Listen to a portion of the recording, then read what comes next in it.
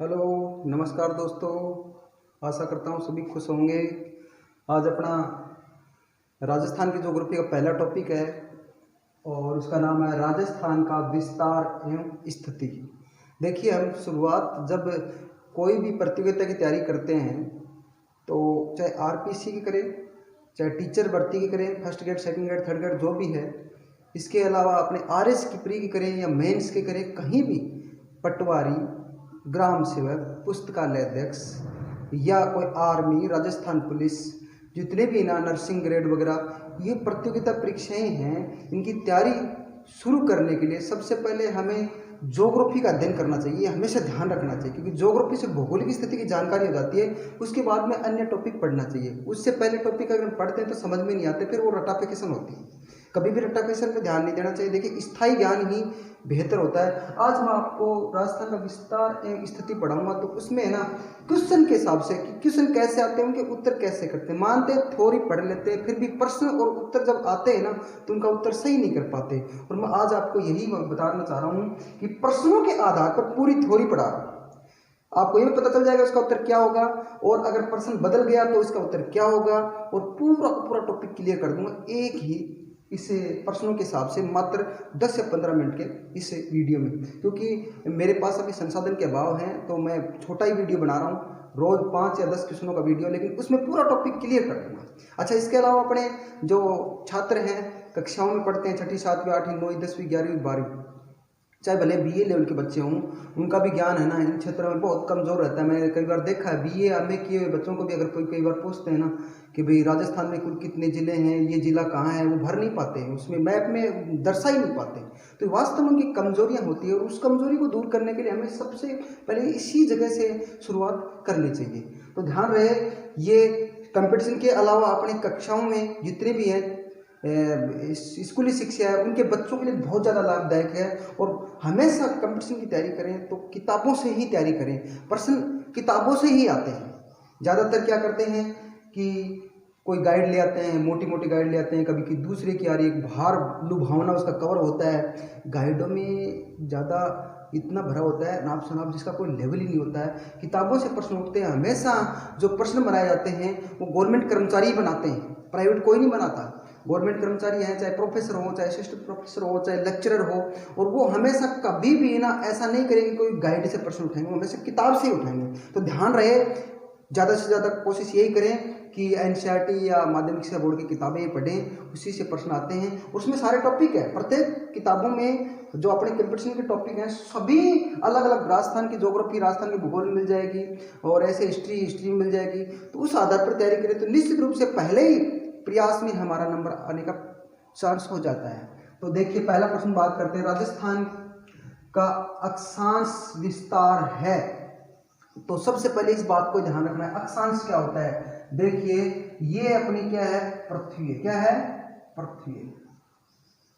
और पृथ्वी का ये केंद्र बिंदु कौन सा है, केंद्र। इस केंद्र के, इसको हम अक्ष तो बोलते हैं इस केंद्र को, और अक्ष के ऊपर अगर सीधा हम अगर बात करें, ये लंब डालें तो ये उत्तरी ध्रुव हो जाएगा और ये हो जाएगा दक्षिणी ध्रुव।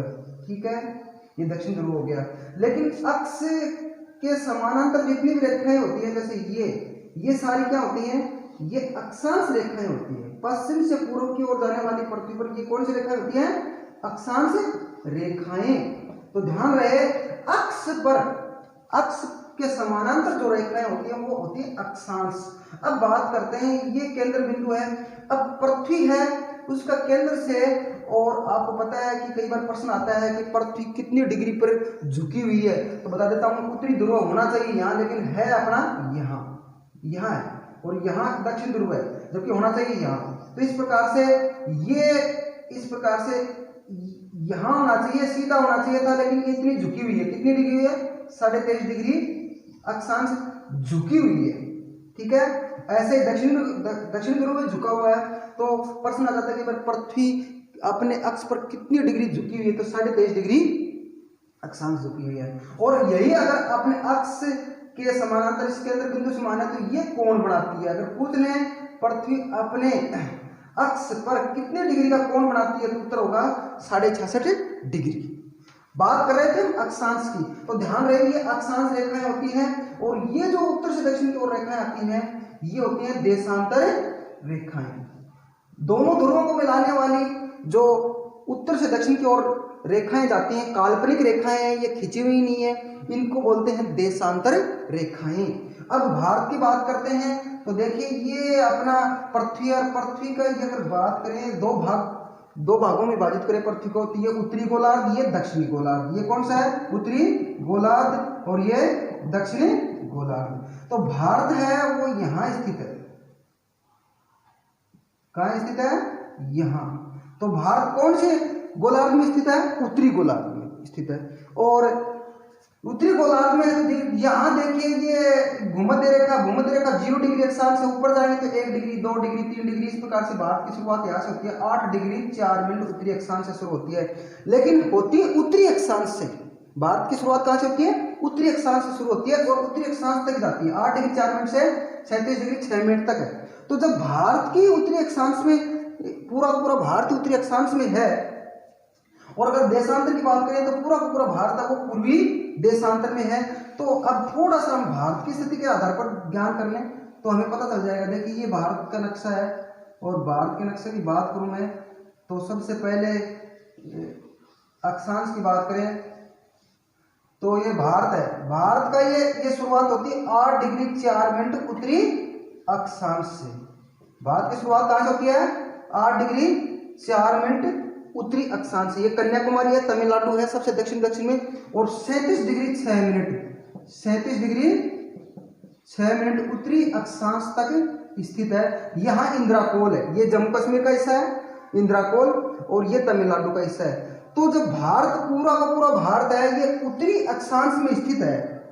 देखो कहीं यहां से दक्षिणी भाग है, यहाँ दय नहीं लिखा हुआ। दय होता है तो दक्षिण अक्षांश होता है, दक्षिण अक्षांश से शुरू होती है, लेकिन अपने को लगने में तो ऐसा लगता है जैसे गलत है, क्योंकि दक्षिण अक्षांश से ऐसा अच्छा लगता है कि 8 डिग्री 4 मिनट दक्षिण अक्षांश से लेकर के 37 डिग्री 6 मिनट उत्तरी अक्षांश, क्योंकि उत्तरी दिशा है, दक्षिणी दिशा है। पर हमेशा ये ध्यान रखना है कि भारत पूरा भारत है वो उत्तरी अक्षांश में है। तो इस प्रकार से अगर बात करूं मैं राजस्थान की, तो राजस्थान की बात करें तो देखिए आपको पता है कि सबसे दक्षिण में जो जिला है वो है बांसवाड़ा। कौन सा है? बांसवाड़ा जिला है। और सबसे उत्तर में कौन सा है? गंगानगर, श्री गंगानगर। अब देखिए ये मैंने बताया था अक्षांश स्थिति पश्चिम से पूर्व की ओर है, तो ये अक्षांश स्थिति यहां से लेकर के और यहां तक राजस्थान की, यहां से ये अक्षांश स्थिति है। और ये शुरुआत होगी 23 डिग्री 3 मिनट उत्तरी अक्षांश। यहां अगर दय आ गया, लगता तो ऐसा है कि दक्षिण दिशा है और ये उत्तरी दिशा है, तो ये 30 डिग्री 12 मिनट उत्तरी अक्षांश। तो राजस्थान की स्थिति समझने में तो ऐसा लगता है कि ये दक्षिणी दिशा है, तो 23 डिग्री 3 मिनट दक्षिण अक्षांश। ऑप्शन में यहाँ दे देते हैं तो दया गलत होगा, ध्यान रहे। दोनों में क्या आएगा? उत्तरी। जब पूरा भारत है वो उत्तरी गोलार्ध में है पृथ्वी के, तो राजस्थान तो अपने आप ही उत्तरी गोलार्ध में आ जाएगा। तो भारत की स्थिति जब उत्तरी गोलार्ध में है तो राजस्थान की भी उत्तरी गोलार्ध में होगी। तो 23 डिग्री 3 मिनट उत्तरी अक्षांश से 30 डिग्री 12 मिनट उत्तरी अक्षांश तक इसके बीच की स्थिति है वो क्या है? राजस्थान की अक्षांश स्थिति है। तो आपको बता देता हूं प्रश्न में ऑप्शन में क्या है। देखिए राजस्थान की अक्षांश स्थिति है 23 डिग्री 3 मिनट दय अक्षांश, दय दक्षिणी से शुरू होकर दक्षिण अक्षांश से 30 डिग्री 12 मिनट उत्तरी अक्षांश। ये तो बराबर है, ये तो सही है 23 डिग्री 3 मिनट 30 डिग्री 12 मिनट, लेकिन ये थोड़ा सा गलत है। इसमें ओ आ जाता तो ये ऑप्शन सही होता है, तो ध्यान रहे ये ऑप्शन गलत है। अगला है 69 डिग्री 30 मिनट पूर्वी देशांतर। ये पू है, पू का मतलब पूर्वी देशांतर से 78 डिग्री 17 मिनट पूर्वी देशांतर। तो पूरा भारत पूर्व में है। यहाँ देशांतर, यहाँ पूछा अक्षांश स्थिति न कि देशांतर, तो ये अपने को ऑप्शन मिलेगा नहीं, क्योंकि ये तो अपने आप ऑटोमेटिक गलत हो गया। और तीसरा ऑप्शन है 23 डिग्री 3 मिनट उत्तरी अक्षांश से 30 डिग्री 12 मिनट उत्तरी अक्षांश। तो बिल्कुल उत्तर क्या होगा? यही होगा, क्योंकि दोनों में उत्तरी लगा हुआ है। और ये फिर गलत है क्योंकि ये पूर्वी देशांतर। अगर यही अक्षांश की जगह देशांतर पूछ लेता कि राजस्थान की देशांतर स्थिति कौन सी है, तो उत्तर क्या हो जाता? तो ध्यान रहे राजस्थान की देशांतर, मैंने बताया देशांतर रेखाएं उत्तर से दक्षिण की ओर जाती हैं। तो ये उत्तर शुरू होता है अपने 69 डिग्री 30 मिनट पू देशांतर से, पू का मतलब पूर्वी देशांतर से, और 78 डिग्री ये है 17 मिनट पूर्वी देशांतर। तो इसमें कौन सा ऑप्शन है, देखिए 69 डिग्री, अगर ये प होता पश्चिम देशांतर, लगता तो पश्चिम दिशा है, और 78 डिग्री 17 मिनट पूर्वी देशांतर, पू देशांतर, ये पू होता तो ध्यान रहे ये गलत हो जाता, क्योंकि पश्चिम से पूर्व की ओर दिशा तो सही बैठ रही है, लेकिन ध्यान रहे दोनों में क्या आएगा, पू देशांतर, पूर्वी देशांतर से और आगे भी पूर्वी देशांतर तक। तो 69 डिग्री 30 मिनट पूर्वी देशांतर से 78 डिग्री 17 मिनट पूर्वी देशांतर तक, ये क्या है, ये राजस्थान की देशांतर स्थिति, इस प्रकार से यहां से यहां तक। तो अगर देशांतर पूछते तो उत्तर क्या होता, ये होता 69 डिग्री 30 मिनट पूर्वी देशांतर से 78 डिग्री 17 मिनट पूर्वी देशांतर, क्योंकि यहाँ पे है, देखो ये ऑप्शन गलत है। इस प्रकार से ये पहला प्रश्न आपके समझ में आ गया होगा। और अब अगले प्रश्न की बात करते हैं।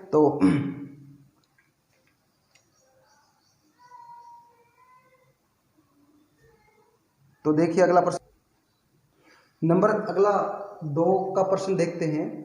तो दूसरे प्रश्न का देखो हम पढ़ते हैं, कौन सा कथन सत्य नहीं है, ये ध्यान रखना है, नहीं पूछा है, कौन सा कथन सत्य नहीं है। तो पहला ही ऑप्शन है, राजस्थान का विस्तार दक्षिण उत्तर पूर्व पश्चिम से अधिक है। तो इसको समझना पड़ेगा। सबसे पहले देखिए आपने, अगर आपको नक्शा आता है तो इसको अच्छी तरह अपने दिमाग में बैठा रहेगा, अगर रटा फिक्सन किया तो आपका प्रश्न गलत हो सकता है, कुछ ही दिन याद रहेगा फिर भूल जाएंगे आप। समझते हैं, देखिए ये राजस्थान का नक्शा है। प्रश्न पहला है, पहला ऑप्शन है, राजस्थान का विस्तार दक्षिण उत्तर, ये है दक्षिण और ये उत्तर, ये दक्षिण उत्तर है, पूर्व पश्चिम से अधिक है, इससे अधिक, ये पश्चिम पूर्व पश्चिम है, इससे ये अधिक बता रहा है। तो बता देता हूं सबसे पहले आपको, ये जो उत्तर दक्षिणी जो लंबाई है ये तो है 826 किलोमीटर। राजस्थान की उत्तर दक्षिण लंबाई कितनी है, 826 किलोमीटर, और पश्चिम से पूर्व की लंबाई है ये है 869 किलोमीटर। कितनी है, 869 किलोमीटर। दोनों में जो अंतर है लंबाई का और चौड़ाई का, वो कुल 43 किलोमीटर का अंतर, कितने किलोमीटर का है, 43 किलोमीटर का अंतर है।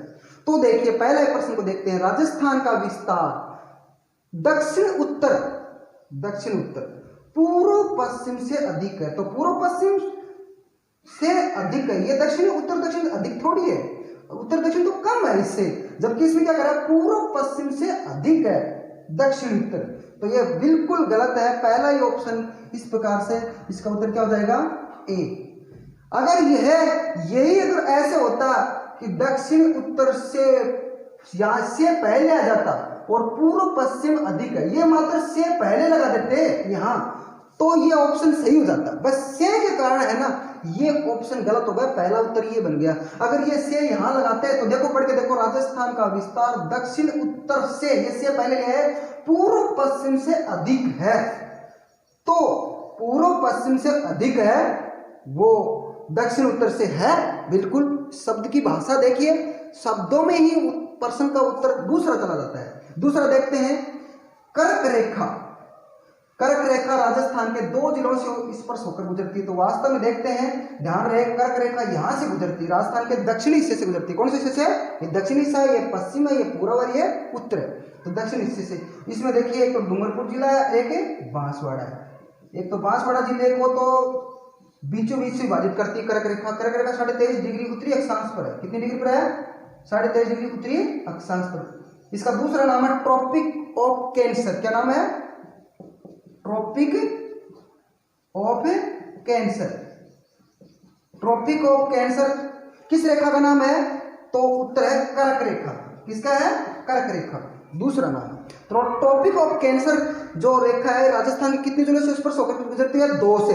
बात सही है, देखिए एक तो बांसवाड़ा के बीचों बीच से गुजरती है, ये कुशलगढ़ है, यहाँ के छोटा सा शहर है, कुशलगढ़ के नजदीक से गुजरती है। कुशलगढ़ पहले बताया था मैंने आपको, एक ये ठिकाना था, उसके बिल्कुल ऊपर से गुजरती है। और डूंगरपुर जो जिला है, डूंगरपुर के दक्षिणी हिस्से से गुजरती है, डूंगरपुर से। बांसवाड़ा को बीचों बीच विभाजित करती है, डूंगरपुर के दक्षिणी छोर से गुजरती है, इस पर 2 जिलों से करती है। तो ये बात तो सही है इसकी। सूर्य की सर्वाधिक लंबवत किरणें बांसवाड़ा जिले पर गिरती है। तो ध्यान रहे, कर्क रेखा से ऊपर सूरज की किरणें नहीं गिरती सीधी, कर्क रेखा पर सीधी किरण गिर सकती हैं। कब, वो आपको पता है, टाइम अलग है, 21 जून है तो 21 जून को सीधी किरणें पड़ती है कर्क रेखा पर। तो सीधी किरणें देखिए, सीधी किसको कहते हैं? सीधा मतलब लंबवत और सीधा एक ही होता है। लंब मतलब किसी रेखा पर लंब डालना, लंब का मतलब सीधा। तो सीधी किरणें किस पर पड़ती है? बांसवाड़ा पर। और फिर सूर्य की किरणें तिरछी कहाँ पड़ेंगी? फिर देखो तिरछी यहाँ से गिरनी शुरू हो जाएंगी, यहाँ पर कम तिरछी, सर्वाधिक तिरछी कहाँ पड़ती है? तो उत्तर हो जाएगा गंगानगर। तो यही अगर होता ये लंबवत किरणें कहाँ गिरती है तो बांसवाड़ा में, सही बात है। और तिरछी होता तो उत्तर क्या हो जाता है? गंगानगर। ठीक है, ये बात भी सही है। सूर्योदय का सर्वप्रथम धौलपुर जिले में उदय होता है। सूर्योदय सर्वप्रथम धौलपुर जिले में होता है सूर्योदय। तो सूर्योदय आपको पता है कि पृथ्वी पश्चिम से पूर्व की ओर घूमती है। हमेशा सूर्य पहले पूर्व में उदय होता है। किधर होता है? पूर्व दिशा में। तो सबसे पहले आपको पता है सबसे पूर्व में कौन सा जिला है? धौलपुर। तो सूर्योदय कहाँ होगा सबसे पहले? उदय धौलपुर में। सबसे पहले उदय भी यही होगा और अस्त भी यही होगा। सबसे बाद में सूर्योदय जैसलमेर में होगा और सबसे बाद में अस्त भी सूर्योदय कहाँ, सबसे बाद में अस्त कहाँ होगा? जैसलमेर में। तो कुल मिलाकर के बात ऐसी है कि पृथ्वी पश्चिम से पूर्व की ओर घूमती है, तो इसलिए पूर्व में सूर्योदय होता है। पहले सबसे पहले धौलपुर में उदय होगा। अगर यही उल्टी घूमती, पूर्व से पश्चिम की ओर घूमती, तो सूर्योदय कहाँ होता है सबसे पहले? जैसलमेर में होता है। यही प्रश्न अगर ऐसा होता कि कल्पना कीजिए पृथ्वी है वो पूर्व से पश्चिम की ओर घूम रही है, तो सूर्योदय कहाँ होगा? तो उत्तर हो जाएगा जैसलमेर। लेकिन पृथ्वी जैसे घूमती है वो शाश्वत सत्य है, जैसे पश्चिम से पूर्व की ओर घूमती है तो वैसे ही घूमेगी, इसलिए सूर्योदय कहाँ होगा? धौलपुर में। तो बात ये भी सही है, ये भी सही है, ये भी सही है, तीनों सही है ये लाइन। लेकिन अब ये लाइन सही नहीं है, इसलिए प्रश्न पूछा कौन सा कथन सत्य नहीं है। तो सत्य कौन सा कथन नहीं है? तो सत्य कौन सा कथन नहीं है? ए। ये समझ में आ गया होगा आपको। अब अगला प्रश्न देखते हैं। तो देखिए अगला प्रश्न देखिए 3 नंबर। कौन सा कथन सत्य नहीं है? फिर से नहीं का प्रश्न आया। सबसे पहले ये समझ लेना, नहीं है पूछा है। देखते हैं कौन सा है। राजस्थान का क्षेत्रफल 1,32,140 वर्ग मील है। पहला ऑप्शन है राजस्थान का क्षेत्रफल 1,32,140 वर्ग मील है। तो ये ध्यान रहे, राजस्थान का जो क्षेत्रफल है वो लगभग सभी को याद है कितना है। ये राजस्थान का क्षेत्रफल बात करें तो राजस्थान का क्षेत्रफल 3,42,239 वर्ग किलोमीटर। कितना है? 3,42,239 वर्ग किलोमीटर। लेकिन यहाँ मील में दिया है, तो अगर मील की बात करें तो किलोमीटर और मील में अंतर होता है। आपको पता है 1 किलोमीटर में 1000 मीटर होते हैं। जैसे ऐसे 1000 मीटर लंबा, 1000 मीटर ही वो चौड़ा हो गया। तो ये क्या हो गया? 1 वर्ग किलोमीटर हो गया। और वर्ग मील में होता है 1600 मीटर, तो वो थोड़ा लंबा होता है। तो 1600 मीटर ही लंबा, 1600 मीटर ही चौड़ा, तो वर्ग मील का अंतर इतना जाता है। देख लो, ये वर्ग मील है, ये वर्ग किलोमीटर है। तो अंतर हो गया क्योंकि वर्ग मील बड़ा होता है। 1 मील में 1600 मीटर होते हैं, जबकि 1 किलोमीटर में 1000 मीटर होते हैं। तो इस प्रकार से अगर आप 3 वर्ग मील बनाएंगे तो इस प्रकार से इसका बड़ा दायरा हो जाएगा। 3 वर्ग मील में आप देखिए किलोमीटर सेट करिए, तो कुल मिलाकर के हमेशा ध्यान रहे वर्ग किलोमीटर ज़्यादा होता है, वर्ग मील कम होगा। तो राजस्थान का क्षेत्रफल है 132,140 वर्ग मील। ऐसे याद कर लो, 132,140 वर्ग मील। 132 में 8 और जोड़ दो, 140, 132,140 वर्ग मील है। और क्षेत्रफल अगर वर्ग किलोमीटर में पूछे, किलोमीटर वर्ग किलोमीटर, तो 3,42,239 वर्ग किलोमीटर आ जाएगा। वर्ग मील में पूछे तो 132,140 वर्ग मील। तो ये बात सही है। अगली बात करते हैं। क्षेत्रफल की दृष्टि से राजस्थान भारत का सबसे बड़ा राज्य है। अब क्षेत्रफल की बात करूं तो देखिए भारत में कुल अब 28 राज्य हैं और 9 केंद्र शासित प्रदेश हैं। आपको पता है 2 केंद्र शासित प्रदेश और बन गए हैं, एक तो जम्मू कश्मीर और एक तो जम्मू और एक कश्मीर अलग बन गए हैं। तो ध्यान रहे ये राजस्थान है। यहाँ पर क्षेत्रफल की दृष्टि से बात करूं तो 28 राज्यों में सबसे बड़ा राज्य कौन सा है? राजस्थान है। राजस्थान का स्थान वास्तव में प्रथम है। कई बार ऐसे पूछ लेते हैं कि क्षेत्रफल की दृष्टि से राजस्थान का स्थान कौन सा है भारत में, तो प्रथम है। कुल कितना प्रतिशत है राजस्थान? तो अगर 100% भारत को मान लूं तो 10.41% अगर कहें तो लगभग 10.41, इन 10.41% है वो राजस्थान है। कुल मिलाकर के 100 का 10वां भाग अर्थात 10 का 1वां भाग, तो 1/10वां भाग है। भाग पूछे तो कितना भाग है राजस्थान पूरे भारत का? 1/10वां। अगर 1/10वां नहीं आता तो सीधा ऐसे कह सकता लगभग 10वां भाग, लगभग 10वां भाग और राजस्थान है। तो ध्यान रहे राजस्थान, ये बात सही है कि क्षेत्रफल की दृष्टि से भारत का सबसे बड़ा राज्य है और वो प्रथम स्थान रखता है, सबसे बड़ा राज्य है। और लगभग कितना प्रतिशत है पूरे भारत का? 10.41%, लगभग 10वां भाग। तो ये बात भी सही है। अगली बात करते हैं, राजस्थान लगभग क्षेत्रफल की दृष्टि से जापान के बराबर है। ये भी कभी कभार आ जाते हैं क्वेश्चन, तो ध्यान रहे जापान एक विकसित देश है और जापान को भूकंपों का देश कहते हैं, सूर्योदय का देश जापान को कहते हैं। जापान के वास्तव में लगभग बराबर है राजस्थान का क्षेत्रफल, ये बात सही है। इंग्लैंड जो ब्रिटेन बोलते हैं, ब्रिटेन ने हमारे भारत के ऊपर शासन किया लगभग 200-300 सालों तक। वो ब्रिटेन है वो भारत से, राजस्थान से लगभग आधा ही है मान लीजिए। राजस्थान से लगभग दुगुना है। कौन सा? ब्रिटेन। और बात करें इजराइल आज विकसित देश है, छोटा सा देश है लेकिन इतना विकसित देश है, जबकि राजस्थान से 17 गुना छोटा है, राजस्थान उससे 17 गुना बड़ा है। तो ये अविकसित का कारण क्या है? इसका कारण ये है कि अपने राजस्थान हो चाहे भारत हो चाहे गाँव के लोग हों, पूरे दिन राजनीति करते हैं, गाँव में बैठते हैं कि सभी राजनीतिक पार्टियों की अलग अलग आलोचना करता है। कोई किसी की, कोई कहता है कांग्रेस ऐसे, कोई कहता है बीजेपी ऐसे, कोई कहता है कि आम आदमी पार्टी ऐसे। अगर ये आलोचनाएं न करके अगर सभी व्यक्ति छोटा से लेकर के और बुजुर्ग वर्ग तक अगर मेहनत करें थोड़ा थोड़ा, और टेक्नोलॉजी क्षेत्र में अगर बुजुर्ग व्यक्ति हैं तो गांव में जैसे कोई पार्क विकसित कर दिया, कोई पेड़ पौधों में पानी डाल दिया, पेड़ पौधों की रखवाली कर दी, कोई परिंदे वगैरह, जो आजकल गर्मियाँ हैं कहें तो जानवरों के लिए पानी मिल जाए। युवा वर्ग है वो तो देश का वर्तमान है ही, आप अच्छी तरह पढ़ते हो कि बच्चे हैं देश के भविष्य हैं, तो मैं बताता हूँ युवा वर्ग देश के वर्तमान। युवा वर्ग को तो किसी भी हालात में है ना फालतू की बातें न करके मेहनत पर ही विश्वास करना चाहिए, तभी देश बढ़ेगा। अब एक गांव अपने परिवार में अगर एक व्यक्ति ये चाहता है कि मुझे आगे बढ़ना है, दुनिया को मुझे मतलब नहीं है, अगर वो व्यक्ति बढ़ता आगे कुछ आविष्कार करता है या नया कुछ प्रोजेक्ट बनाता है या वो सरकारी नौकरी लगता है, तो उसका वो खुद तो आगे बढ़ता ही है, उसका परिवार आगे बढ़ेगा, क्योंकि गवर्नमेंट की तनख्वाह आएगी उसके खूब अच्छी। और परिवार ही नहीं बढ़ेगा, पड़ोसी को भी जरूरत पड़ेगी, गाँव में भी जरूरत पड़ेगी, तो 2-4 पैसे उसको भी देगा बेचारे, वो काम चलाएगा। और वो गाँव वालों को मिलेंगे तो वो भी कुछ कहीं खेती में काम करेंगे, खेती अच्छी होगी तो खेती से वो उपज होगी, वो देश की वृद्धि करेगा, आर्थिक वृद्धि। इस प्रकार से अगर कोई एक व्यक्ति काम करता है तो पूरा देश आगे बढ़ता है, चाहे भले खुद के लिए सोच ले। तो इस प्रकार से कहें तो राजस्थान की तुलना हो रही है देशों के साथ, और वो देश इतने आगे हैं, तो इसलिए ये इसका कारण मैंने बता दिया कि लोग है ना फालतू की बातें करते हैं, मेहनत करते हैं कम, और करना चाहिए, मेहनत करना चाहिए, उससे हम अपने आप आगे बढ़ जाएंगे। अगला है राजस्थान की आकृति है वो चतुर्भुजाकार है, तो ध्यान रहे राजस्थान की आकृति है वो ऑप्शन है अगला चतुर्भुजाकार है। तो ध्यान रहे चतुर्भुज, 4 भुजाएं होती हैं वो होता है चतुर्भुज। अब वो चतुर्भुज ऐसे भी हो सकता है, ऐसे भी हो सकता है, अलग अलग है, कोई समलंब चतुर्भुज, लेकिन चतुर्भुज में 4 भुजाएं सीधी सीधी होनी चाहिए, ठीक है। ऐसे भी हो सकता है, ये भी चतुर्भुज है, ये भी चतुर्भुज है, कोई छोटी कोई बड़ी, लेकिन क्या राजस्थान चतुर्भुजाकार लगता है? चतुर्भुजाकार तो पूर्ण रूप से तो नहीं लगता, क्योंकि राजस्थान चतुर्भुजाकार जब लगेगा, देखो इस प्रकार से अगर बना देना तब तो इतना तो चतुर्भुजाकार है, लेकिन इसके बाहर है ना ये क्षेत्र, ये एक्स्ट्रा, इसलिए हम कह सकते हैं कि ये विषम, आगे विषम है, विषम कोण है, कई कोण बने हुए हैं, समकोण नहीं है, विषम कोण ये चतुर्भुजाकार। तो इसका ऑप्शन होना चाहिए था राजस्थान की आकृति विषम कोण चतुर्भुजाकार है, तो सही हो जाता, लेकिन इसमें विषम कोण आया नहीं। प्रश्न यही पूछा है कौन सा कथन सत्य नहीं है, तो ध्यान रहे राजस्थान की आकृति चतुर्भुजाकार नहीं है, बल्कि कैसी है?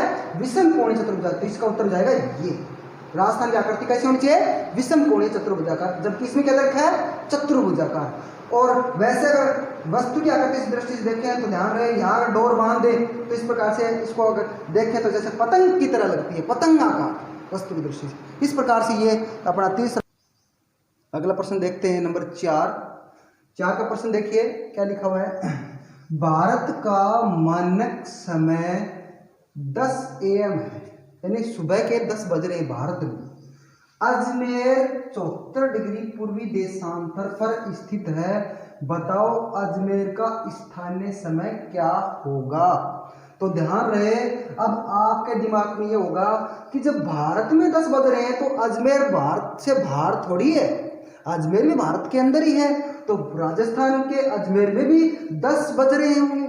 लेकिन ध्यान रहे इस प्रश्न में अंतर है, यहाँ है मानक समय, ये माना गया है, लेकिन वास्तव में जो समय है ना उसमें अंतर होता है, हर जगह का अंतर होता है। अगर बात करूं मैं राजस्थान की, अगर राजस्थान से कोई भाई अगर अरुणाचल प्रदेश में अभी कोई ड्यूटी कर रहा है, आर्मी में है या कोई काम कर रहा है, और अगर उसको सुबह 6 बजे या सुबह 4 बजे, अपने सुबह 4 बजे फ़ोन लगा के पूछें कि क्या कर रहे हो, तो वो बोलेगा उठ गया हूँ मैं और अभी फ्रेश होने जा रहा हूँ या नहा रहा हूँ, कारण ये है कि सूर्योदय हो चुका है, जबकि अपने 4 बजे हुए हैं, यानी कि लगभग 2 घंटे का अंतर हो जाता है समय का, भारत का पूर्व से पश्चिम का। तो ये होता है स्थानीय समय, और इस स्थानीय समय को ही हम याद करना। देखिए ये तो दिया है भारत का मानक समय और हमें याद करना है क्या, स्थानीय समय। तो इसको समझना है सबसे पहले। देखिए भारत है, उसका मानक समय है वो कितने डिग्री से लिया गया है, सबको पता है, बहुत बार प्रश्न आता है। मैंने बोला था एक प्रश्न में मैं आपको यहाँ पर 20 प्रश्न क्लियर कर रहा हूँ, तो पूरा टॉपिक अपने आप ही क्लियर हो जाएगा। देखिए भारत है, भारत का मानक समय यहाँ ने आपको पता है लगभग इतना अंतर है, लगभग 29-30 डिग्री का अंतर है, इसलिए इसके बीच से विभाजित कर दिया गया है। ये रेखा है ना काल्पनिक रेखा 82.5 डिग्री पूर्वी देशांतर, कौन सी है 82.5 डिग्री पूर्वी देशांतर। ये भी कई बार आ जाता है, भारत का मानक समय कितनी डिग्री पूर्वी देशांतर से लिया गया है, तो देखो सबको पता है 82.5 ऐसे लिखा जाता है, लेकिन ऐसे ऑप्शन में नहीं आया, ऐसे आ जाए 82.5 और एक है 82.5, तो उत्तर कौन सा होगा इसमें, तो ध्यान रहे 82.5 ये होता है न कि ये होता है, ये तो गलत है, ये तो गणित का अंक आंकड़ा है। हम जब डिग्री की बात करते हैं तो 360 के हिसाब से बात करते हैं, और 1 घंटे में आपको पता है 60 मिनट होती है, तो यहाँ उस 82.5 60 घंटे में, 1 घंटे में जब 60 मिनट होती है तो वो आपको पता है उसमें 1 डिग्री बन जाती है, और उसका आधा करेंगे तो 30 मिनट में आधी डिग्री बनेगी, इसलिए 82.5 ऐसे लिखा जाएगा। ये डिग्री का निशान है, ये मिनट का निशान है, अगर यही डबल होती मात्राएं तो वो होती सेकंड। तो ध्यान रहे 82.5 डिग्री जो इलाहाबाद है, आपने अच्छी तरह नाम सुनाओ, इलाहाबाद, इलाहाबाद उत्तर प्रदेश में है। प्रयाग जिसका नया नाम है वर्तमान में त्रिवेणी संगम, 3 नदियों का संगम होता है, गंगा यमुना और सरस्वती, तो तीनों नदियों का संगम होता है, वो इस अपना मानक समय लिया गया है भारत का। अब अजमेर की बात करो तो अजमेर राजस्थान में है, अजमेर यहाँ है, अजमेर कितनी डिग्री पर बताया गया है इसमें, अजमेर 74 डिग्री पूर्वी देशांतर बताया गया है। अब देखिए ये 74 डिग्री पूर्वी देशांतर पर अजमेर है, और भारत का मानक समय है वो, भारत का मानक समय दे दिया तो हमने आधार मान लिया कि भारत का मानक समय 82.5 डिग्री से लिया गया है, क्योंकि भारत का मानक समय 10 बज रहे हैं। अजमेर का पूछा है तो हम सबसे पहले इसका अंतर निकालेंगे, किसका, 82.5 और 74 का, कितने डिग्री का अंतर हुआ, तो ये अंतर हो गया, देखिए 6 2 8 8.5 डिग्री का अंतर हो गया, कितना हो गया 8.5 डिग्री का अंतर हो गया। और देखिए अब इसको समझना होगा हमें, ये अपनी पृथ्वी है और पृथ्वी के केंद्र बिंदु, पृथ्वी की चारों तरफ जो परिधि है उस पर कितनी डिग्री कोण बनता है, 360 डिग्री कोण बनता है। ध्यान रहे कितनी डिग्री का, 360 डिग्री का। इस प्रकार से ये अगर एक साइकिल का पहिया सा बनाए तो कुल कितनी डिग्री हो जाएगी, 360 डिग्री, इस प्रकार से घूमती है। अब यहां पर देखिए अपनी पृथ्वी 24 घंटे में एक अपनी परिधि कहें तो ये घूर्णन आकृति पूरी कर लेती है। कौन सी, घूर्णन आकृति 24 घंटे में, और 24 घंटे को हम ऐसे भी लिख सकते हैं कितनी मिनट में, 24 गुणा 60 मिनट, क्योंकि 1 घंटे में 60 मिनट होती हैं, अगर 24 को 60 से गुणा कर देंगे तो इतनी मिनट में पृथ्वी एक चक्कर पूरा कर लेती है, अर्थात रात दिन बन जाती है इतनी मिनट में। अगर इसको हटा दे तो 24 घंटे में बन जाते हैं। अब ये 360 डिग्री बताई मैंने, 360 का इसमें भाग देंगे तो देखिए बिंदु से बिंदु कट गया, 6 को इससे काटेंगे तो 6 6 36, और इसको इससे काटेंगे 6 चौके 24, यानी 1 डिग्री बराबर कितनी मिनट का अंतर आया, 4 मिनट का अंतर आ गया। तो ध्यान रहे अपने अंतर कितनी डिग्री का अंतर आ रहा है, यहाँ 8.5 डिग्री का अंतर आ रहा है, तो 8.5 को 4 से गुणा कर देते हैं। आपको पता है अगर ज्यादा गुणा भी नहीं करना था, 8 चौके 32 मिनट तो 1 होगी, और ये आधा डिग्री है। जब 1 डिग्री बराबर 4 मिनट का अंतर होता है तो आधा डिग्री का कितना हो गया, 2 डिग्री, तो 2 और जोड़ दो इसमें, कितना हो गया 34, अर्थात कितनी मिनट का अंतर है। यहाँ अगर सूर्योदय, क्योंकि भारत का मानक समय यह है, तो कितने मिनट का अंतर हो गया? 34 मिनट का अंतर हो गया। तो ध्यान रहे, भारत का मानक समय के आधार पर हमने स्थानीय समय ज्ञात कर लिया इसका, इलाहाबाद का। तो इलाहाबाद में जब अगर 10 बज रहे हैं, अर्थात भारत का मानक समय 10 बज रहा है, तो उस समय अजमेर का स्थानीय मान है, स्थानीय समय है, वो 34 मिनट कम होगा, क्योंकि सूर्योदय पहले पूर्व में होता है और फिर धीरे धीरे पृथ्वी जाएगी ऐसे घूमती, तो सूर्योदय धीरे धीरे आगे बढ़ता जाएगा। फिर अजमेर में बाद में होगा, 34 मिनट बाद में। तो अभी 10 बजने में बकाया है अजमेर में, अभी 34 मिनट बकाया है, 34 मिनट बाद में होगा। तो 34 मिनट घटाते हैं किसमें? 10 में, और 10 में 34 मिनट घटाएंगे तो कितना बच गया? 9 बज करके और 26 मिनट होगी। अब इसमें भी ये AM है तो AM उत्तर आएगा, PM होता तो PM, तो इसमें 2 है 9 बजकर 26 मिनट, तो इसका उत्तर क्या हो जाएगा? ये हो जाएगा 9 बजकर के 26 मिनट। और अगर यही प्रश्न, ध्यान रहे, अगर उल्टा होता, ऐसे कहते पृथ्वी उल्टी घूमती है, यानी कि पृथ्वी, कल्पना कीजिए आप कि पृथ्वी है वो पूर्व से पश्चिम की ओर घूमती है, तो फिर हमें ध्यान रहे उल्टा उत्तर आता, अर्थात बढ़ जाता है, यानी कि 34 बढ़ जाते हैं, 10 34 हो जाते हैं। या फिर अजमेर का समय दे रखा होता है और इलाहाबाद का पूछते तो भी 34 मिनट बढ़ जाती। तो ये आपके समझ में आ गया होगा, आशा करता हूँ। और